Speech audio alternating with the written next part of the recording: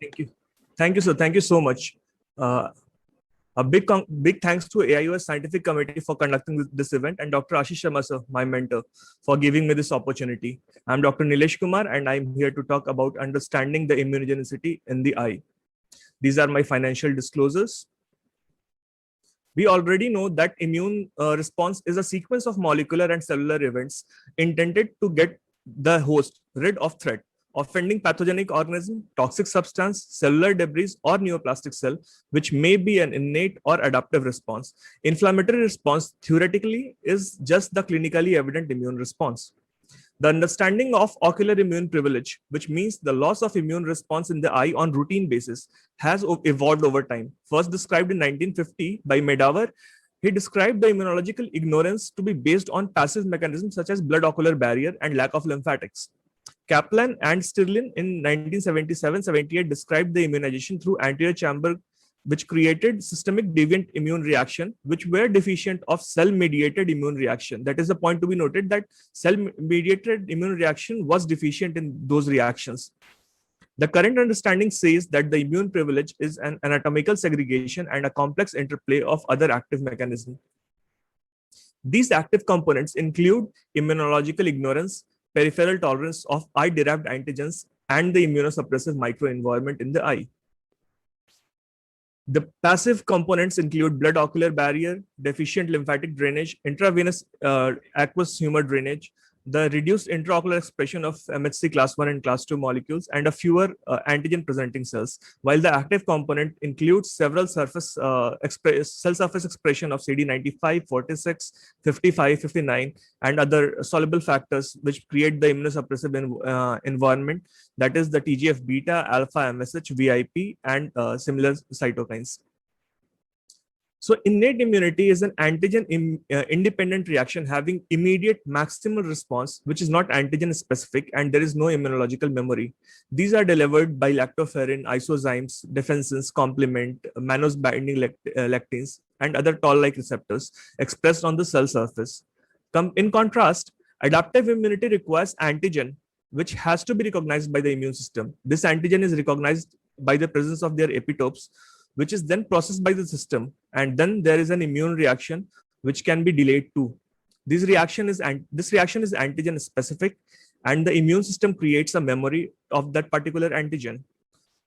So the reaction that happens in response of adaptive immunity has four mechanisms. Type 1 or anaphylaxis reaction is an IgE mediated immediate reaction, while type 2 reaction is performed by cytotoxic cells via IgM or IgG or IgM antibodies, and that can happen within few hours to few days.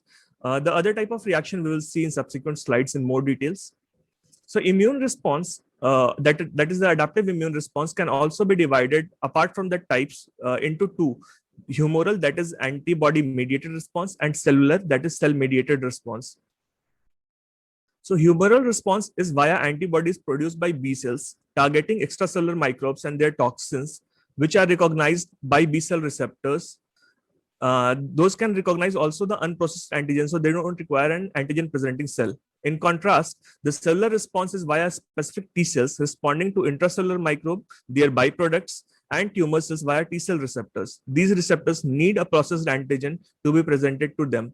Now, the point to be noted is ocular resident cells have majority of very primitive antigen presenting cell that can't process the antigens as good as in other parts of the body. So type 3 hypersensitivity reaction is a humoral response involving IgG antibodies, which form chains with the antigens and they get deposited in the tissue. These deposits attract complement that leads to neutrophil discharge. This complement process may take from few weeks to several weeks to become clinically evident or to call it as inflammation. In contrast, type 4 reaction is a cellular response where the antigen are captured by the antigen presenting cells, which migrate to the lymph node to form specific T cells.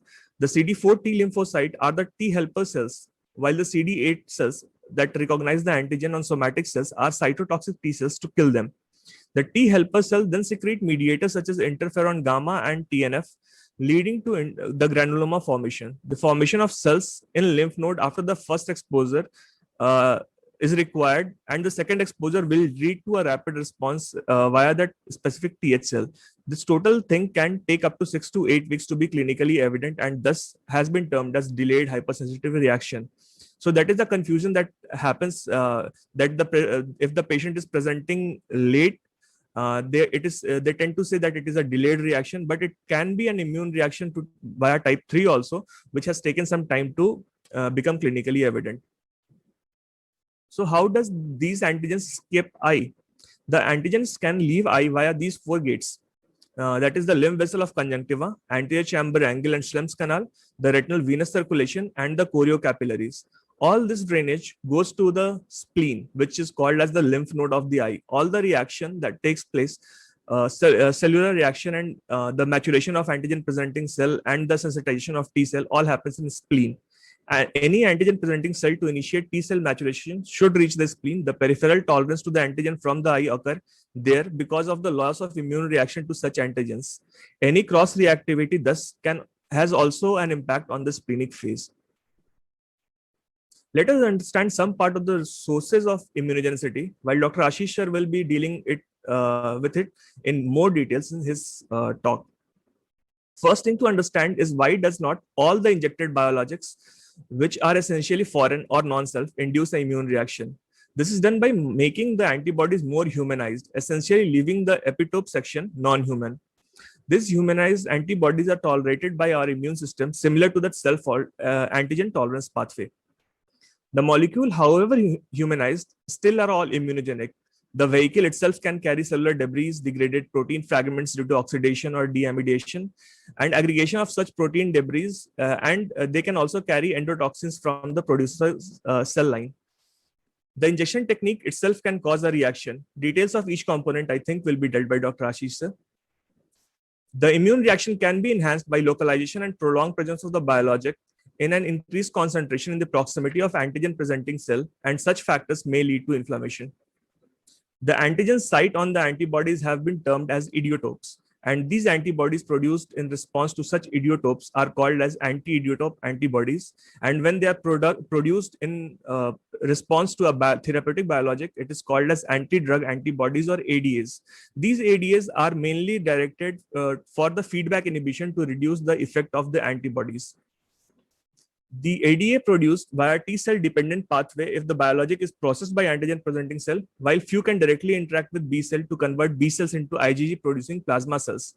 The IgG ADA development can be triggered by an exogenous human protein or by failure of immune tolerance to the self antigens, as it happens in neovascular AMD, that can lead to an overt immune reaction.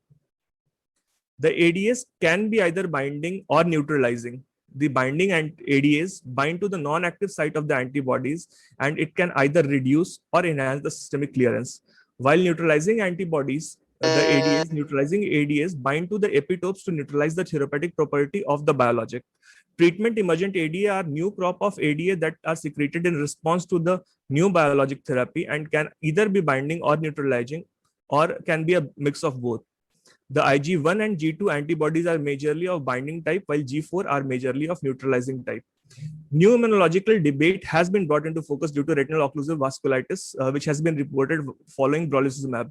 While there have been many theories put forward about the pathway, including our group, the only clinical pathological correlation was done from the vitreous sample taken from a patient which shows majorly CD3 positive cells that are immature T cells. There are also some CD4 and CD8 cells and some rare B cells. The work from Sterling et al. Has shown that B cell production is suppressed in the eye, while there is some amount of CD8 cell being produced normally. So presence of B cells and CD4 cells indicate that there is probably some amount of humoral response involving the ADAs. The rest will be dealt by Dr. Ashish sir in his subsequent talk. Thank you, sir, for this opportunity.